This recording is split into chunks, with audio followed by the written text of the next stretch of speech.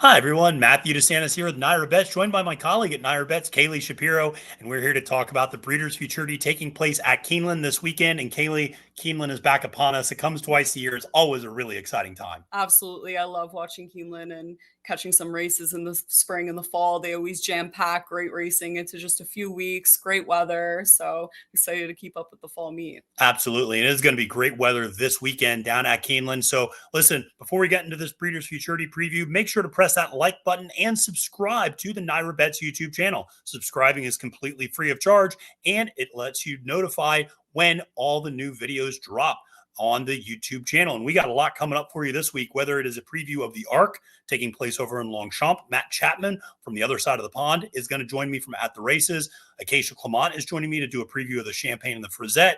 We got Capping the Card at Keeneland. Got a lot of great content for you up here, so make sure to like and subscribe today. Now, I mentioned the Champagne and Frisette.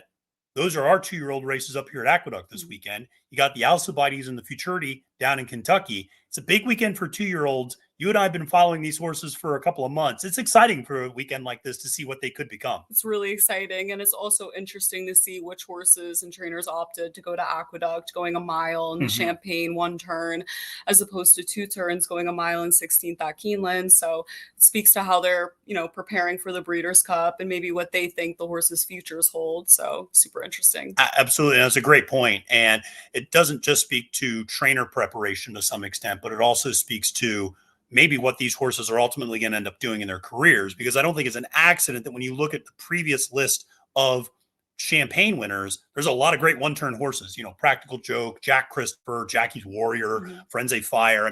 So it's not surprising. Now you also see horses like Tis the Law and Fierceness, coming out. So it produces a lot of great horses. Same thing's true down in the Breeders' Futurity as well. A lot of great horses over the last few years coming out of that race as well. So listen, it's going to be a big weekend down at Keeneland. And while we're going to focus mostly on the Breeders' Futurity, we got to give a little bit of love to the ladies and talk a little bit about the Alcibiades, which is being run on Friday, going a mile and a 16th, an 8-horse field. But I think everybody's going to gravitate to those 2 outside horses who are rekindling that rivalry that they had last time out in the Spinaway, Quiet Side and Immersive. You have a little bit of a preference between those 2.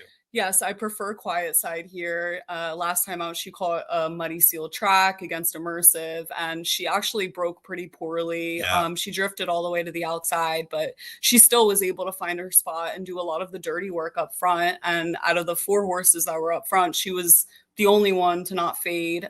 She actually just got caught at the end by Immersive. And I think that, she's bred to go this distance. I love the connections. And I think the pace scenario at Keeneland is, going to be in her favor that day. So I like the way it sets up for her here. Yeah, it makes a lot of sense. I think there's maybe a little less pace in this race. Liam in the Dust is going to go to the front. The Queen's MG is cross-centered between here and the Frisette. We'll have to see where she ends up going. But if she doesn't run down there, then Quiet Side should be able to just kind of sit in a very nice tracking trip right off of Liam in the Dust. And I agree. I like John Ortiz a lot as a trainer. This horse, a lot of expectations there. Now, Immersive, listen, don't want to take anything away from. Also bred for distance, trained by Brad Cox, who is always a high percentage trainer down in Keeneland in these spots for 2-year-olds. So got to take that horse seriously.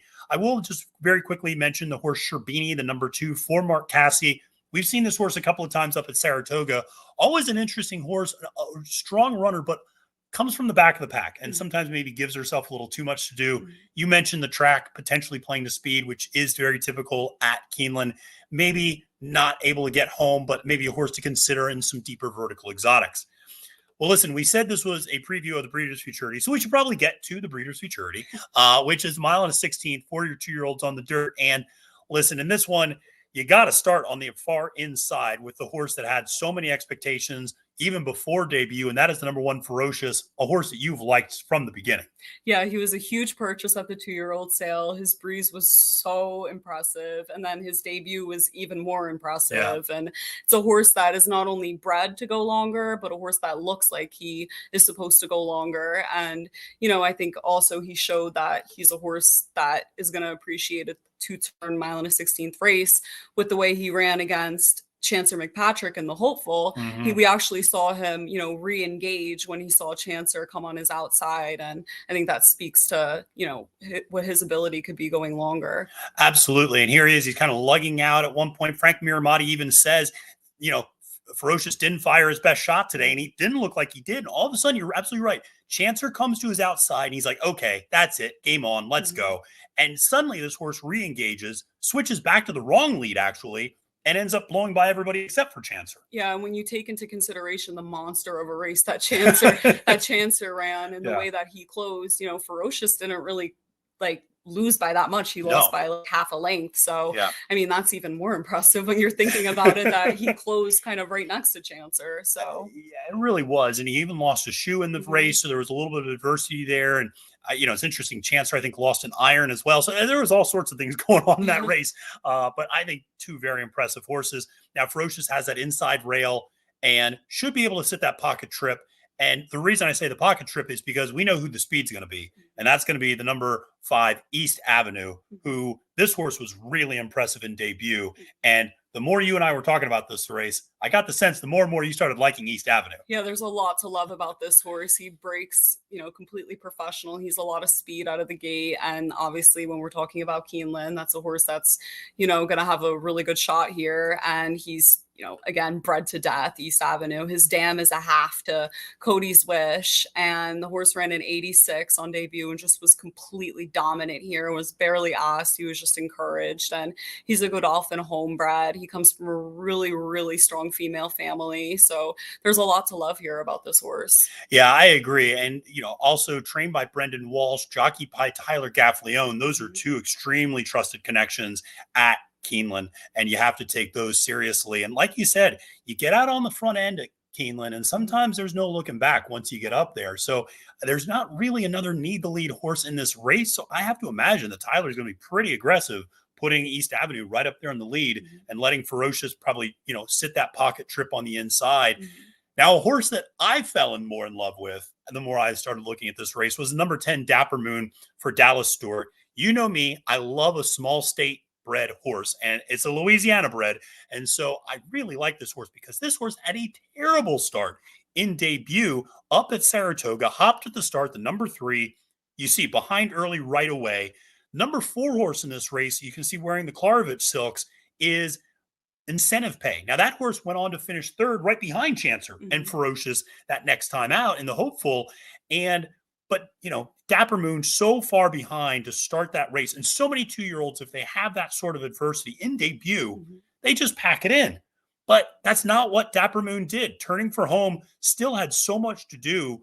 And Incentive Pay just got such a better trip, just had the red carpet pulled out for him on the inside rail. Apparently nobody believes in protecting that anymore. And Dapper Moon is just kind of toiling around in 6th, but Ricardo Santana Jr. must have thought there was more horse under him because he kind of keeps at him and eventually gets him to the outside. And this horse then makes a really nice run there at the very end. I was impressed. And I think is a horse that then came back to win next time out against Maiden Special Weight Company. And I just think has an opportunity to improve, ran a really big number against Maiden Company that day up at Saratoga. So excited for that one. Definitely. That's definitely an interesting horse that you're probably going to be able to get at a bit of a price. I know for sure that I'm going with Ferocious East Avenue Exacta, and a horse I kind of like that's sort of interesting at a price is Tenacious Leader, who went from dirt to turf and now back to the dirt again. And this is a horse that obviously is being very strategically placed here, going on the dirt. He's been training well on the dirt. And that's a horse that I kind of like underneath at a price. Yeah, it's interesting. Tenacious Leader is a fascinating horse because you're right. Like, depending on what day, I don't know what surface he's on. Like, is he on the dirt? Is he on the turf? Is he on the turf? But he was meant to be on the turf, but then he ended up on the dirt. And so, there's all sorts of variations when you look at his running lines. It's really interesting. But he's coming out of a 2nd place finish against Zulu Kingdom in the With Anticipation. We just saw Zulu Kingdom win the Pilgrim this past weekend. So he's been running against really good horses. And we know he can handle the 2 turns. So. That's a really interesting point. You're right. He's the only horse in this field that has gone 2 turns. And there's something to be said for that. And Todd Pletcher knows how to get horses to the Breeders' Cup. Now, once he's there, that's another question, but he knows how to get horses to the Breeders' Cup. There's no doubt about that. And this feels like a very, you're right, strategic choice to put this horse in a spot where he has an opportunity to run really big and could be a little bit of a price, because I can imagine people seeing those running lines and going, I don't know what to do with this horse. He was on the turf last time. Does he really want the dirt? I don't know. That horse, I agree, is pretty dangerous at a price. Another horse we should just mention in passing is Handsome Pants. A little bit to me like Sherbini. This one's for Kenny McPeak, who we've obviously seen it just have a huge year this year between Mystic Dan and Torpedo Anna. But this is another horse comes from a little further off the pace. I just don't know, maybe is running against the track a little bit in this particular spot, but was impressive in debut and certainly appears to have some ability for Kenny. So interesting to see how this one runs as well. But this is going to be a really great race. Can't wait to see how these 11 horses face off on Saturday at Keeneland. Well, Kaylie, thank you so much for joining me today. This has been a lot of fun. Thank you so much for having me. Yeah, absolutely. Well, listen, make sure to press that like button and subscribe to all of our great content here on NYRA Bets YouTube. For Kaylie Shapiro, my name is Matthew DeSantis, wishing you a great and prosperous day at the races and reminding you, friends, it's now post time.